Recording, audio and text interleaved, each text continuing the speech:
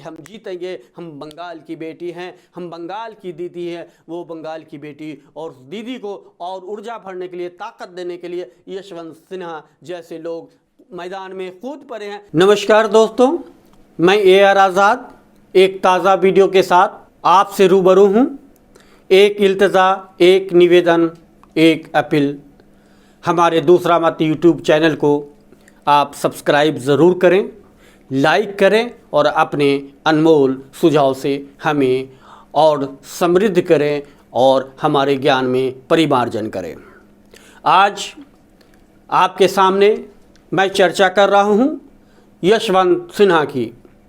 वो यशवंत सिन्हा जो पूर्व वित्त मंत्री और पूर्व विदेश मंत्री हैं। उनके चर्चा का सबब यूँ ही नहीं है, उन्होंने 13 मार्च 2021 को यानी शनिवार को बंगाल में बंगाल की शेरनी, बंगाल की बेटी और युवाओं की मनपसंद नेता दीदी ममता बनर्जी और उनकी पार्टी तृणमूल कांग्रेस का अपना समर्थन दे दिया है। उस पार्टी को ज्वाइन कर लिया है और उस पार्टी में एक ताकत, एक ऊर्जा का संचार भर दिया है।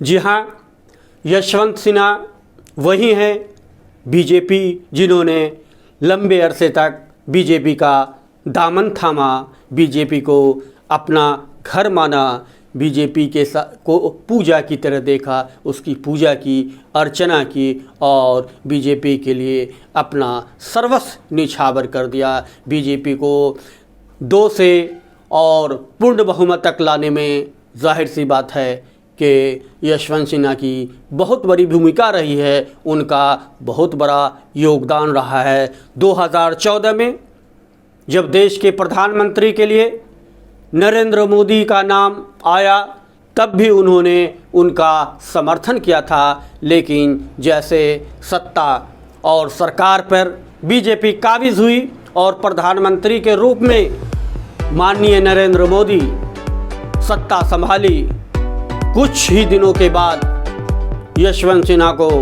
लगने लगा कि यह सरकार लोकतंत्र के लिए सही नहीं है।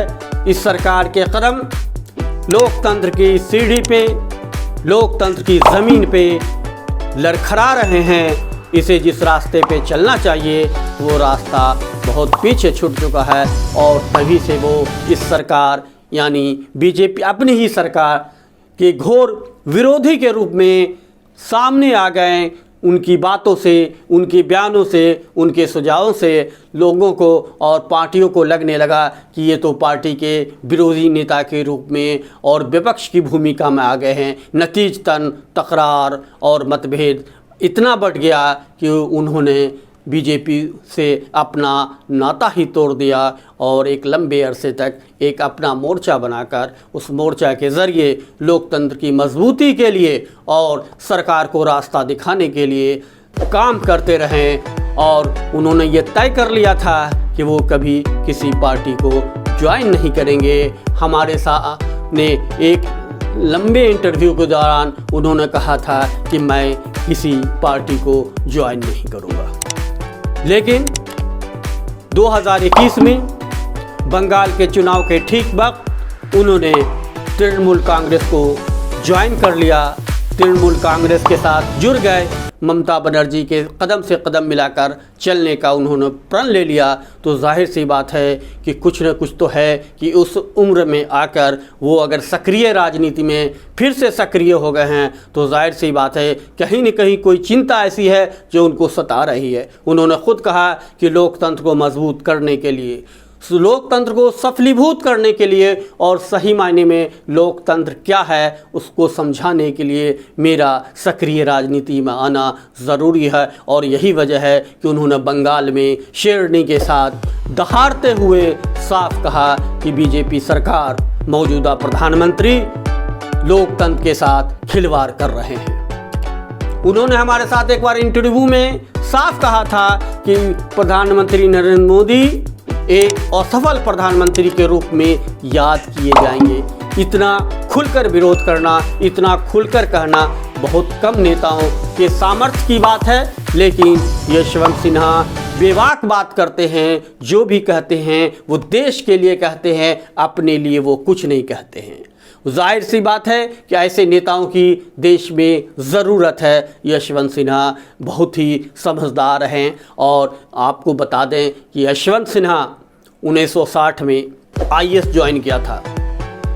कहा जाता है कि इनका 12वां रैंक था और लगभग 30-34 साल सर्विस करने के बाद 1990 में ये चंद्रशेखर जी की जब सरकार आई तो इन्होंने बतौर वित्त मंत्री अपनी सेवा दी।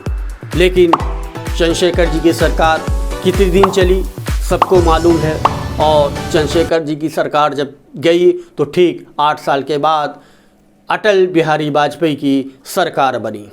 लेकिन ये सरकार भी बहुत कम चली। अटल जी की सरकार में भी ये वित्त मंत्री रहे, और फिर जब दूसरी बार 1999 में अटल जी की सरकार बनी तब भी ये वित्त मंत्री रहे। यानी 3 सरकार में वित्त मंत्री का कार्यभार संभालने वाले यशवंत सिन्हा को वित्त का ज्ञान है, और उसके बाद तो ये अटल जी की सरकार में विदेश मंत्री भी रहे। 2009 में इन्होंने हजारीबाग से चुनाव भी लड़ा, जीता भी, लेकिन 2000 में इनका टिकट काट दिया गया। बीजेपी ने 2014 में इन्हें टिकट दे दिया। 2014 में इनके बेटे को टिकट मिला, इनके बेटे को राज्य मंत्री का दर्जा भी दिया गया, और वो लगभग 5 साल तक मंत्री भी रहे हैं। लेकिन 2019 के चुनाव में उन्हें मंत्री नहीं बनाया गया।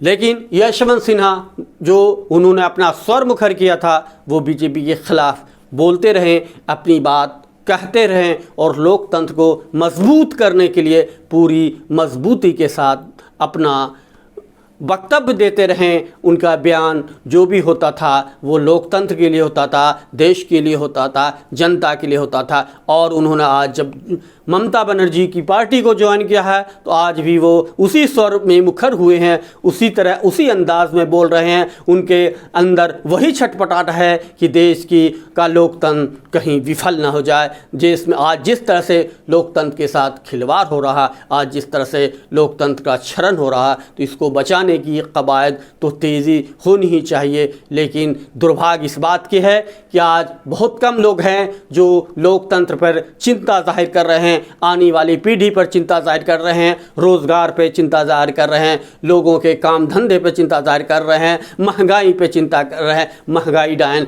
लोगों को खाते जा रही है, बावजूद इसके कहीं से कोई स्वर नहीं है। लोगों में इतना भय, इतना डर और इतना लालच है कि लोग अपने स्वर को मुखर नहीं कर रहे हैं। तो जाहिर सी बात है किसी न किसी को आगे आना होगा। आपको जानकर हैरत होगी कि अभी देश में सिर्फ एक महिला मुख्यमंत्री है, और उस एक महिला मुख्यमंत्री को पचाने की, बर्दाश्त करने की क्षमता किसी में नहीं रह गई है। हम महिलाओं का क्या सम्मान करते हैं? एक महिला के पीछे पूरी सरकार, पूरी सरकारी तंत्र, पूरा CBI, पूरी एजेंसी जो है पीछे पड़ चुकी है। और जाहिर सी बात है कि वो महिला अकेले अपने दम पर पूरी ईमानदारी के साथ, पूरी सच्चाई के साथ उसका मुकाबला कर रही है। क्या हमारा देश एक महिला को बर्दाश्त नहीं कर सकता है? क्या ऐसा आनंद फाना गया कि एक बंगाल को जीतने के लिए हर तरह की जो है सीमा लांघी जा रही है, लेकिन वो चट्टान की तरह खड़ी है और चट्टान मजबूती के साथ जो है वो अपनी लड़ाई लड़ रही है। वो बता रही है कि हम जीतेंगे, हम बंगाल की बेटी हैं,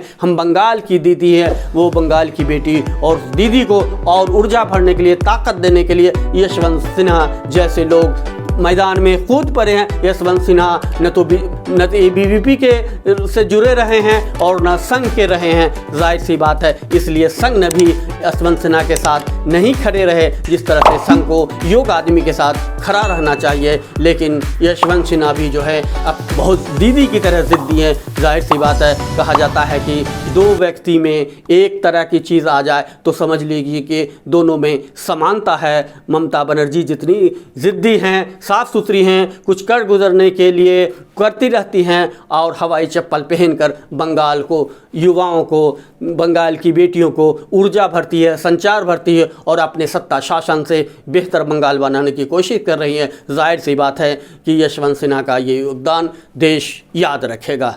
धन्यवाद दोस्तों, और आपसे फिर एक गुजारिश है कि इस वीडियो को पूरा देखें और मुझे सुझाव दें। नमस्कार। हमारा नाम दूसरा मत है, सच होते हैं हमारे शब्द, न हम सरकार के विरोधी न विपक्ष के पक्षधर। हमारे लिए देश सब कुछ, जनमानस के लिए ही हमारे शब्द परखर।